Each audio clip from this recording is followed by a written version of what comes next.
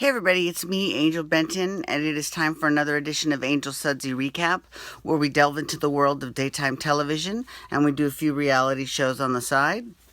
And one of the daytime TV shows that we're doing, oh, there's a little hair right there. One of the daytime television shows that we're doing is The Young and the Restless. So before we get into The Young and the Restless, I did run the 10K today at Disneyland, and I actually didn't do that bad. I didn't do as well as I wanted to, but I did way better than I was expecting. So, but then again, you know me, I always, plan for the worst, but, hope for the best. So it wasn't that bad. It was actually, it was pretty decent. So, I did that this morning. Now, for those of you that have asked, there is a big fire going on right now here, actually, right here in Glendale. Actually, when I went to Disneyland, I left at I don't know, like 3:45 in the morning. And we could see, my mom and I could see the fire. Like, we could see the fire, the flames from the fire, like from the freeway. It was a little crazy. So, right now it's burning through Latuna Canyon. And if you're not familiar with the geography in California, that's very close to where we are. So, the way that it goes is it goes Sunland, Tahunga, and then Burbank, and then Glendale. So, they have evacuated a lot of Sunland and Tahunga and Burbank. Well, just in just the hills, and they have evacuated 250 homes in Glendale. Now, those homes are actually to the northeast of us. So, I mean, it's a little bit further up the hill. We're not worried as of yet, but and as of now, they actually said that the fire is mostly contained, so they're not super concerned about the homes in Glendale. So, but thank you so much for everyone for your concern. I do appreciate it. Just wanted to let you know, everyone. And well, what's funny is that I'm fine, right? But my aunt and my cousin live not that far from there, but they're fine too. And they literally live on the block where the fire is. Like, the fire is like on the other side of the block, but the firefighters are there, and they told them that they're okay. So they haven't evacuated yet because they haven't been told to, but they're like, the minute they say we're out. So, that's nice, but I don't, they said, he said he doubts that will be necessary. So that's good. So just FYI, the worst is over. So thank you so much for all of your concern. Okay, so Young and the Restless. Let's talk Young and the Restless. So this week was pretty great. It really was. So it started off with Dina Mergeron being a fierce bitch. She's pretty fierce. And I didn't know she didn't like Phyllis. I didn't know anything about that. And what's funny is that, she actually likes Billy Abbott. And what's great about Dina is that she was like, the fact that he is as good as he is, despite his mother, that is some shade. That is some shade from Dina Mergeron. What is that? Oh, is that my gum? Anyways. Oh, wow. Okay. All right, so that is some, oh no, it wasn't. Damn it. Okay, anyway, so that was some shade from Dina Mergeron. I loved it. It was great. Okay, so then also, we saw who the chick is involved in the sex ring. And I've got to give Mal Young credit, because I didn't see this one coming. I didn't. And I should have. I was watching when she was originally on the show, so I should have at least had a slight inkling.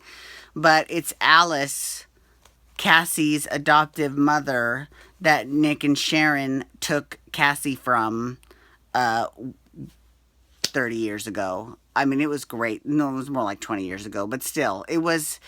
We see her at the club, and she's wearing expensive clothes, and she just says she's passing by. And the good thing about this story, first of all, I didn't see it coming, but we've been together on this, so I've been very vocal about what I want in terms of or what I was suspecting in terms of who the female was in the sex ring. Now, but the male, it is Zach. Like, it's totally Zach. It's Zach. And he's been texting back and forth with Alice this past week. So obviously, And then they showed previews from next week, and they're like, Rainbow Girl, who's that? She's like, she's one of our regulars, but she's been problems. I think it was Crystal too, but um, so obviously this sex app, this dating app is a huge front for a sex ring. So I'm very curious to see how this is going to play out. I want to know how does Zach and Alice know each other? That's what I want to know. I'm sure we'll find out. I'm sure we'll find out in due time, but I'm very curious to see how that works out and what kind of weird, sick, psychosexual relationship the two of them have. That's very interesting. And you know Abby, God bless Abby. God bless Abby. She has the absolute worst luck with men. The absolute. Like, if she has a boyfriend, you know he's going to be off the show soon. Well, I mean, like, seriously. Like, even her husband, Stitch, where'd he go? To go be with his son? I mean, I don't know where, did he leave town to go be with his son? I don't know what happened to him. But he's off the canvas, right? So, you know, I don't know if she's going to end up falling into this sex ring. And not just that, I also don't know, you know, Alice doesn't know about Mariah. And I was telling my friend Cameo, I was like, you know, wouldn't it be fierce if Sharon went to the police with her suspicions and Paul and Sharon convinced Mariah to play Cassie again like she did when she first, you know, met Sharon, when she was pretending that Sharon was crazy. So she could get a confession out of Alice. That would be incredible. So I don't know. We'll see.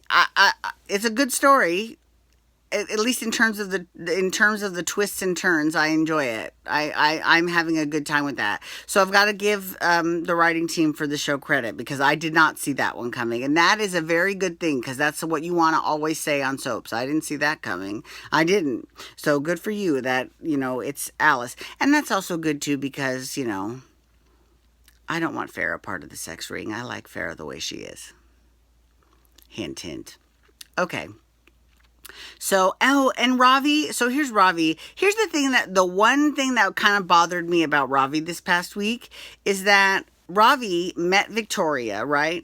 Now, Victoria had her weird fucked up tinnitus again. You know, I asked her about that. I asked her about that at the Young and the Restless fan club event. I was like, what the fuck kind of tinnitus do you have that you hear ringing and then you act like a hoe, right? Well, she didn't quite act like a hoe, but she definitely heard that ringing again. And I was like, oh my God. But here's the thing. Ravi was just like spilling all kinds of crazy secrets to her. I mean, he knows who she is. He knows she's the CEO of a competitor. Why would he be telling her? I mean, I think maybe that was a lapse in judgment on his part, but it seemed a little bit out of character, because Ravi to me does not seem like he has those lapses in judgment. Right? So that seemed a little bit off. That definitely seemed off.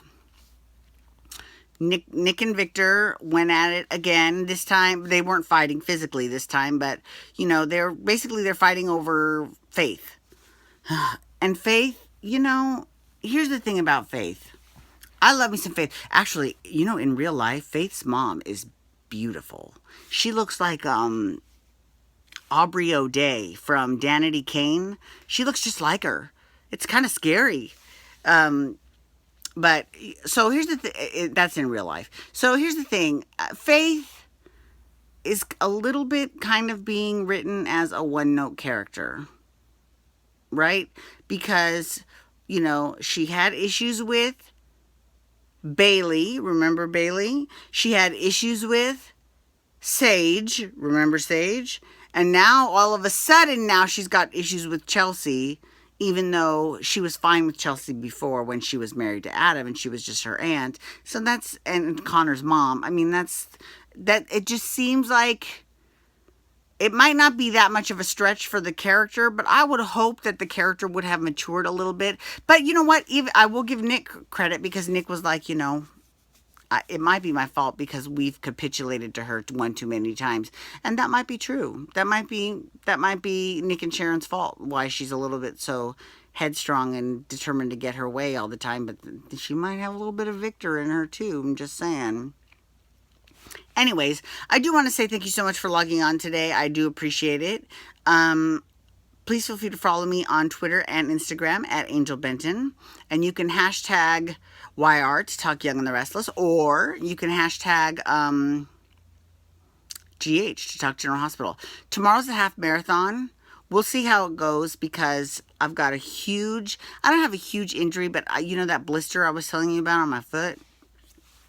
So I think today was the worst day for it because it did end up popping. It wasn't even close. I mean, it wasn't even anywhere near where it should be to pop in the morning because I was going to pop it before today, but it wasn't even like poppable. So I put a Band-Aid over it with some Neosporin, and I put it on my heel, and it's on my Achilles tendon actually. And then I went running, and it was, it hurt a little bit. And then I get home and I've got like this huge like gaping wound on my foot. Whatever, I'm fine. We'll see. I'm gonna sleep on it tonight. We'll see how it goes tomorrow. Okay, anyways, thank you so much for logging on. You can hit that subscribe button on my YouTube channel to get my YouTube videos sent to your email inbox every single day. All right, have a great time. Peace out. Wubba, wubba, wubba.